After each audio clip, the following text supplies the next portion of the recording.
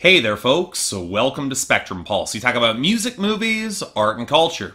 And today we're going to be doing another unscripted film review, this time talking about the newest entry in the Planet of the Apes series, War for the Planet of the Apes. Okay, so here's where I'm going to have to give up a little bit of nerd cred, along with place some of my own film critic skills on display for what they are. For as much as I have seen the first Planet of the Apes movie, the original, I saw that god-awful reboot from Tim Burton, and I've seen the three most recent movies in the trilogy that's come out in the 2010s. I've liked them. Well, except the Tim Burton thing, obviously, but I've never really been crazy about them. I've never really felt all that inclined to go back to them. And for the life of me, it's a little bit frustrating as to why, because, yeah, they are very solid action-adventure sci-fi movies. Many people hold them up as a tentpole of science fiction, especially the original, and I get why, for what it was at that specific time, and especially with some of the high concepts that it was exploring with regards to humanity. I can appreciate that. I can respect that. But then when it comes to them being movies, yes, even with monkeys that are riding on horses with guns and kicking ass. That is awesome, I'll admit it, but it's not something I'm ever going to seek out. It's not a film franchise that I've always said is all that compelling,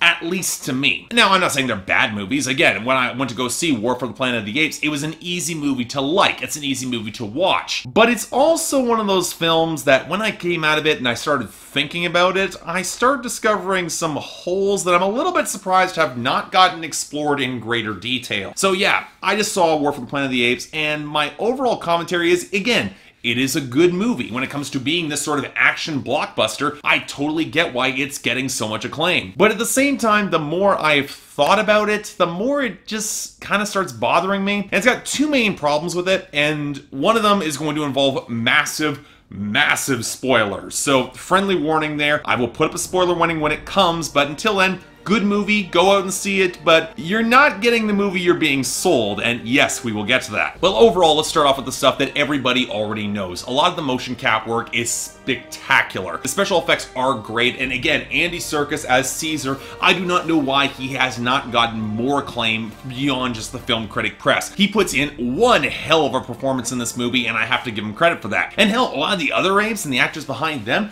they do a really good job too. There's a lot of expressiveness, and the fact that the special effects have gotten this good, this effective, that says a lot. And when it comes to our main antagonist, well, crap. Maybe I've just been sitting a little bit behind here, but Woody Harrelson as our main colonel, he is genuinely intimidating in ways that I was more than a little unprepared for. In terms of the character arc that he eventually goes through, there's a lot to him that is really underplayed in a way that I think is really going to be appreciated by a lot of people. He's genuinely scary more often than he's not. And you know what? I've also got to give a lot of credit to the set design. I like how a lot of this movie is shot, and look, it is gorgeously shot. A lot of things they do with color, a lot of the graffiti that's splattered across this movie has some pretty fascinating callbacks, and it is a dark as hell sort of story that they're looking to tell here. It's damn near post-apocalyptic. Human society is collapsing. Ape society is rising. It's ascendant. And at this point, we're now seeing all the other elements that are coming into play. As that virus that showed up in the last movie, yeah, it's getting worse. It's mutating in an interesting way, and that's leading our friend Caesar, after being attacked by said colonel, to make a little bit of a revenge story to take back what's his. And yeah, then the movie kind of changes, because if you're going in expecting a big war movie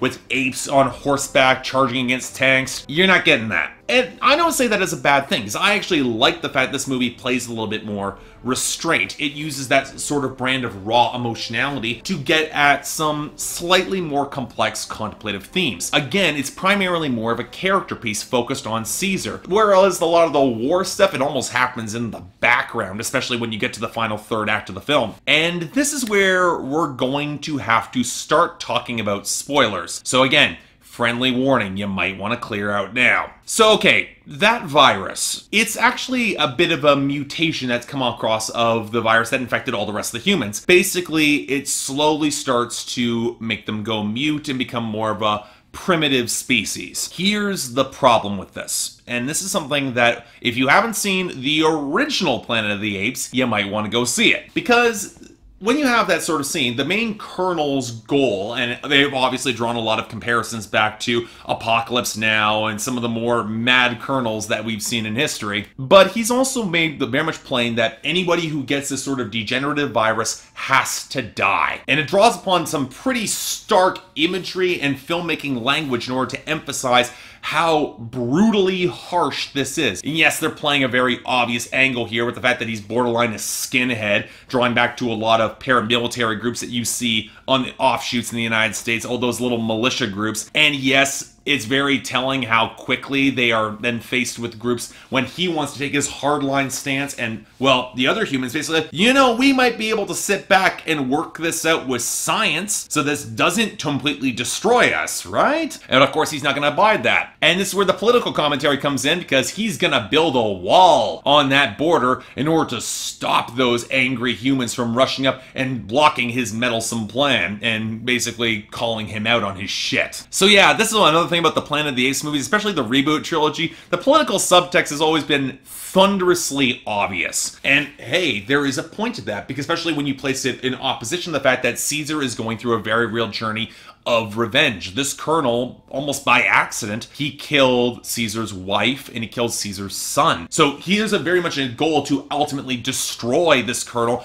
bring him to justice once and for all, and at the end of the day, he actually has to save the rest of his clan, because on his very rash revenge plan, he told them to go off on their own, and yeah, they all got rounded up and captured. But here's where things get, well, a little bit frustrating, because if you've seen the original Planet of the Apes movie, you know that the Colonel has a point. The humans in that film, the ones that are beneath the apes, they did fall mute. They fell to a very primitive state. It became an issue where there weren't exceptions there. So yeah, it's okay, maybe you're trying to draw a little bit of complexity to said Colonel's character. Well, yeah, it's a little hard to draw complexity when your political subtext is so thunderously on the nose, and especially when you're trying to pile on levels of coded villainy by calling back to certain real-life figures. But then again, that's also a bit of an issue whether or not you can even consider this film in continuity with the original. Which is a little bit frustrating, because I think you can. I think it's partially intended, because otherwise you wouldn't name one of those mute little female girls that actually comes along to tag around with Caesar and his party, you wouldn't name her Nova, a certain character who, yes, shows up in the original. You wouldn't name Caesar's youngest son, the one who survives, Cornelius. But again, like, those are callbacks, so maybe you can partially excuse that there. But again, it also draws to mind the fact that the morals of this movie, any sort of thematic grounding there, feels really oddly skewed. Let me put it this way.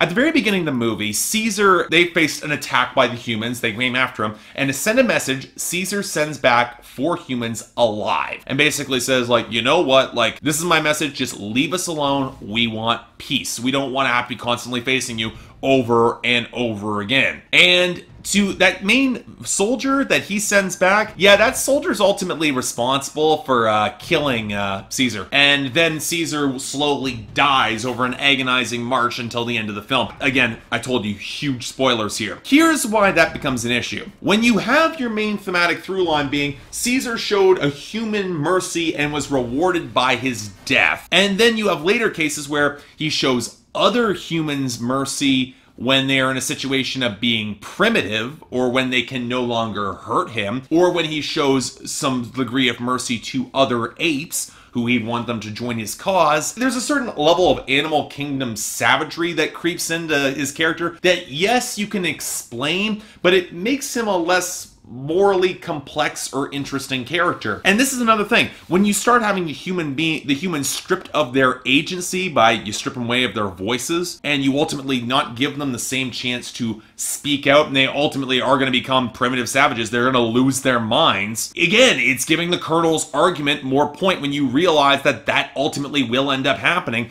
And all those humans that would have rushed it over to stop him, yeah, again, he wasn't wrong, ultimately, when you go back to the original. But again, I'm not sure that the movie's entirely concerned with explaining or delving into those possible continuities, especially when you consider that these might be more call-outs or Easter eggs to fans of the franchise. And okay, fine, I'll give you that, especially considering the film is much more focused on Caesar's desire to find revenge and place that above anything else. And thus the fact when he is then confronted with, guess what, our colonel gets that mutated version of the virus, he becomes primitive, he loses his voice, and Caesar was gonna kill him, and he doesn't. Only for the colonel to then shoot himself in the head, but okay. The arc really for Caesar then is coming to grips with the fact that he has to be a leader for his people. He cannot just be consumed by revenge in that sort of lane. When the filmmakers said that they had seen a lot of movies like Ben-Hur before this movie, yeah, it's kind of a very similar thematic arc, taking that sort of revenge and finding out how hollow it ultimately is. That's a potent thematics through line. I can appreciate that. The problem is when you have so much of the rest of the movie being about that additional busy work surrounding the rest of the ape society, that virus, and the rest of that additional piece where it puts the morals in slightly shakier ground. I get callbacks to dramatic westerns where, again, it's kill and be killed, but at the same time, it's a little bit harder to consider this when you have to place this film in continuity,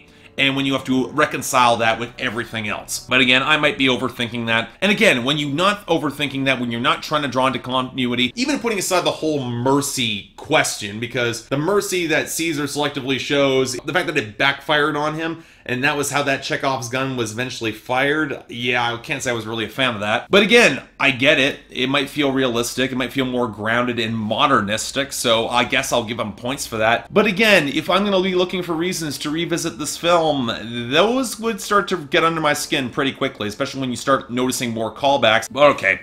Moving beyond that, beyond some of those, I think the best word for them is authoritarian tones, I did like this movie. I thought there was a lot to it. I think there was some great acting. I think, again, Andy Serkis does not get the credit he deserves. I think the set design was impressive. I thought a lot of the cinematography, how this was shot, was excellent. The score definitely deserves some credit here because for a lot of this movie, in order to intensify the tension, there very much isn't a score. And when it comes in, when it is necessary, it is impressively well done. It's got some distinctive musical motifs that I definitely appreciated. Overall, yeah, a good action movie. I can recommend seeing it. But again, you think about it too much, it might start to drive you crazy. So I'm thinking maybe 7 out of 10. Maybe check it out if you're curious. It's definitely worth seeing. Till then, I'm Mark, you're watching Spectrum Pulse, and I'll see you next time.